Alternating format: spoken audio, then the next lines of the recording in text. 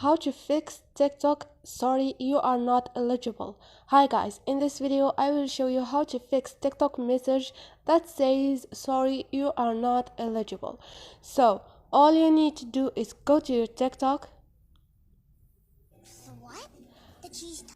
click on profile and click on those three buttons up there, setting and privacy, scroll down, click on free up space and click on clear cache.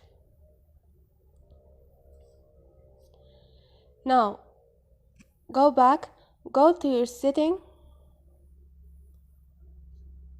and scroll down until you find apps.